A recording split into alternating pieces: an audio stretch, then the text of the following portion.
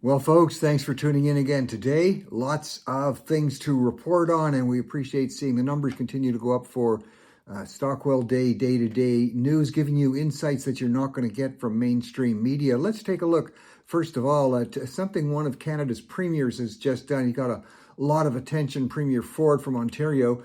He's pictured in the news. He's taken a bottle of Crown Royal, fine drink, and he's pouring it on the ground in obvious contempt for Crown Royal, because Crown Royal had to make a decision relative to reducing the amount of their employees because of the cost structure and affordability. Now, it's fine to, and I don't at all doubt Premier Ford being concerned about people being laid off. That's a real and genuine concern. But one thing governments need to be looking at, and certainly Ontario could be a lead case in this, talking to governments, are your regulations increasing year to year? Have your taxes increased year to year? Because what we're seeing, not just in Canada and the US, but around the world, is businesses will move to places that have a regulatory regime that is common sense, but not overwhelming, and a tax regime that is also common sense, but not continuing to escalate. Also in Ontario, it's good to keep in mind that one of the largest purchasers of alcohol anywhere around the world is the Liquor Control Board of Ontario. Ontario still insists on being the purchaser and in many cases the seller, the vendor of alcoholic products. Why are they continuing to do that? We all know in terms of efficiencies and costs that if you want costs to go up and efficiencies to go down, just get a government agency to try and run what should be being operated in the private sector where there's competition.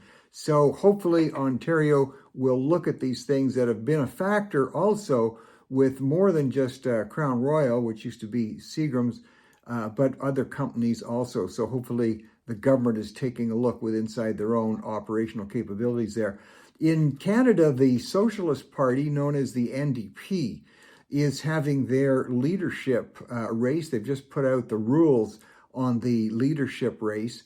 And I know some people will be shocked to hear that among the criteria for running, there's only going to be a certain percentage of the candidates allowed who are cisgendered male. And in case you're not familiar with that term, cisgender, it has nothing to do with your sister. It has to do with the fact that that's the gender or the sex in which you were born.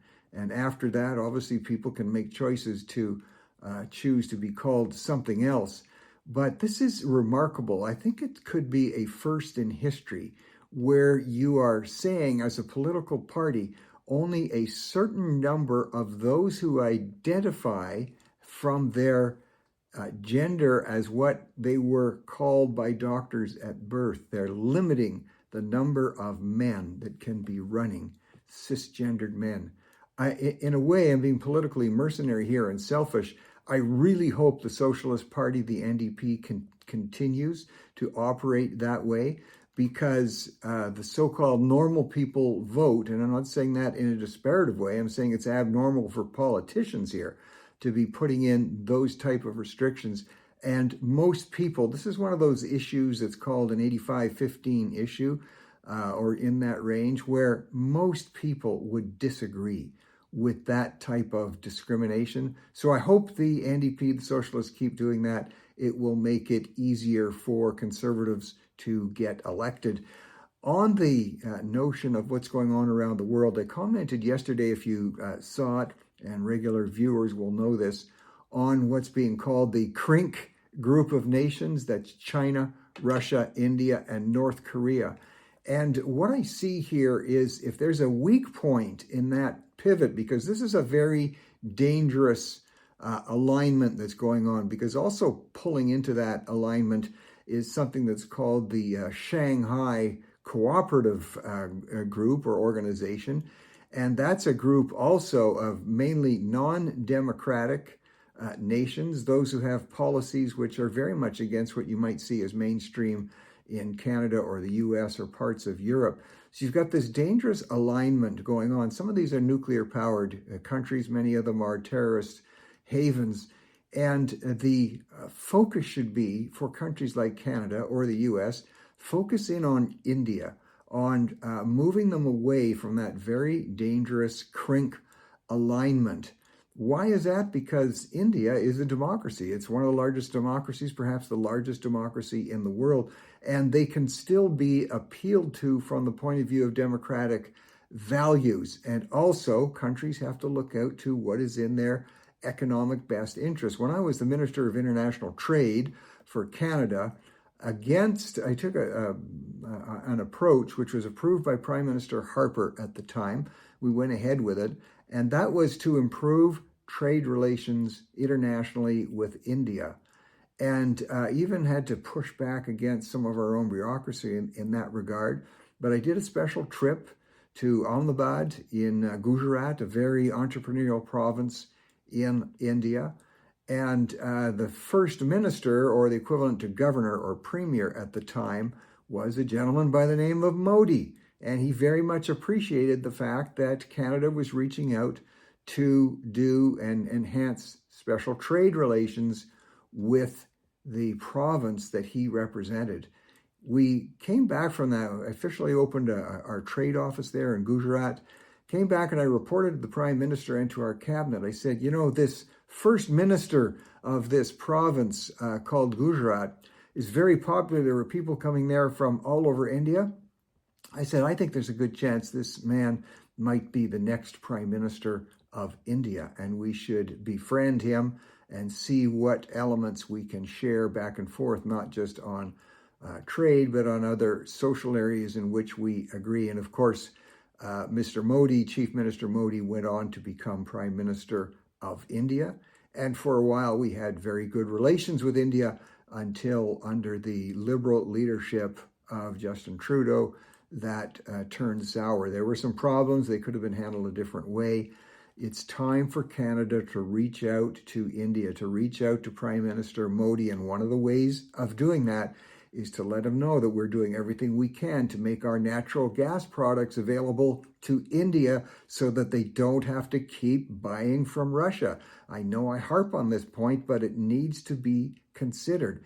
India relies on Russia, on Putin, who is waging war against Ukraine. As we know, India is being forced to finance Putin's war. We could help India out in that regard, but we've got to get more aggressive with our own politicians and mainstream media who continue to say we should not be enhancing our LNG, our natural gas, and other products because it's going to destroy the world. No, that is an unscientific approach.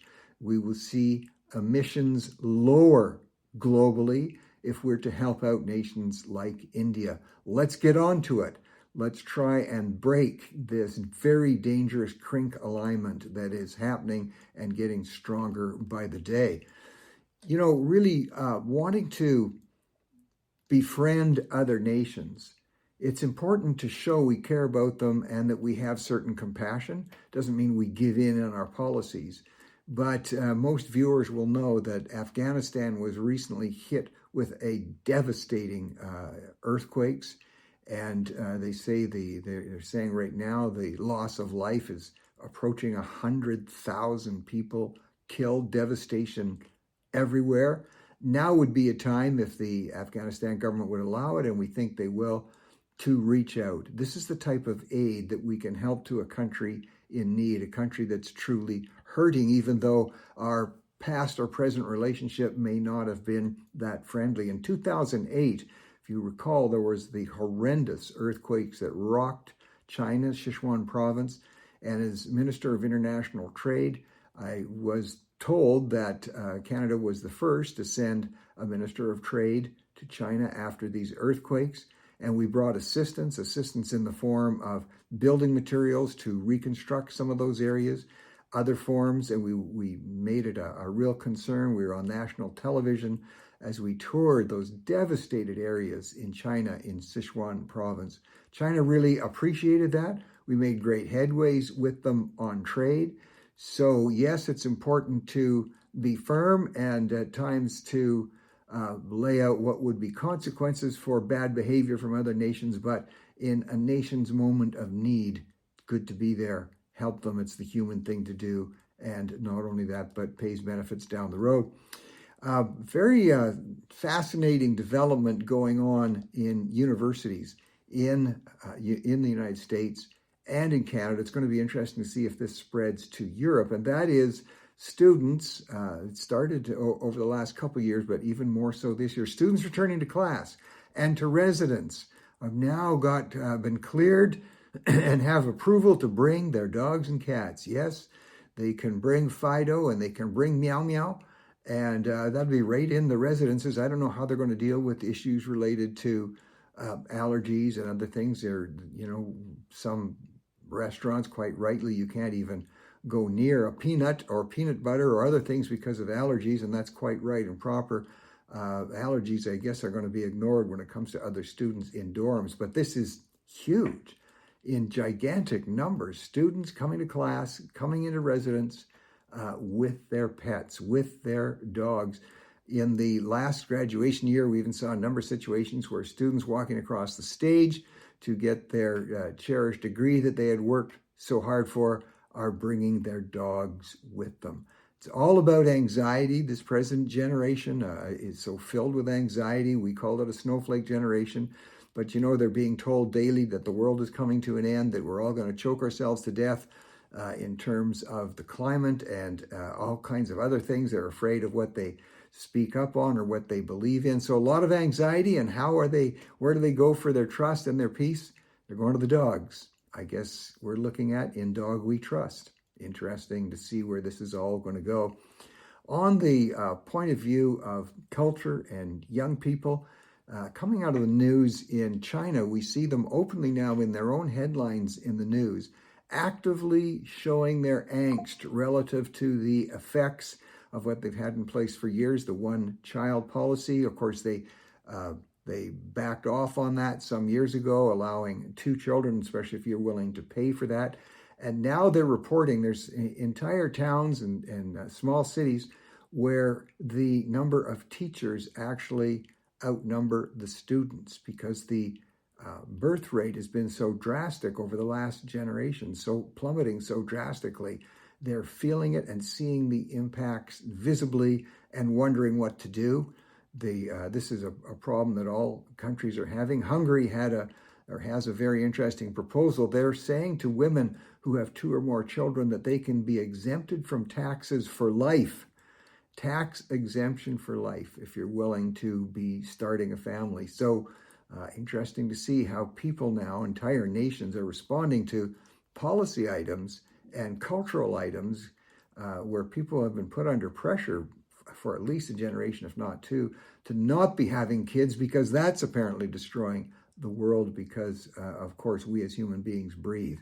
And those are emissions that we seem to have to be able to deal with. So interesting to see how countries are dealing with the problem that they have created, China especially. So what really is there an answer to people having more kids or just people starting to have kids at all? Believe it or not, one of the answers may be coming soon, and that's in the form of the announcement that just swept the world just a couple days ago with the engagement of Taylor Swift and Travis Kelce, Tay and Tay, T&T as they're called. And just yesterday, we saw what we haven't seen before emerging in one of Travis's interviews, and that's a very emotional time for him, where he was sharing deep emotional things that he'd gone through in his mind, in his heart, etc., related to the run-up to the engagement, to getting down on a knee to make the proposal, and sharing his innermost emotions, something we don't see or hear a lot from men. And here's one of the toughest footballers around doing that. So is this going to usher in a whole new age of confessional men, where we open up to our feelings? Some of us didn't even know we had feelings of that depth. But my prediction here is, because of the media influencing effect that Travis and Taylor have on millions, if not billions of people, watch what happens when, and I predict there will be an announcement sometime after their wedding, maybe before, we don't know, about a child being on the way. I'm making that bold prediction. We'll see in a while from now if I'm wrong. and then you will see an uptake and an uptick in people in that generation having kids. So China might be having some ideas. Hungary has some ideas on how to deal with it. Stay tuned. We just may see that, in fact, it's Travis and Tay that are going to cause this problem to be addressed. Thanks for tuning in, and we'll look forward to seeing you tomorrow.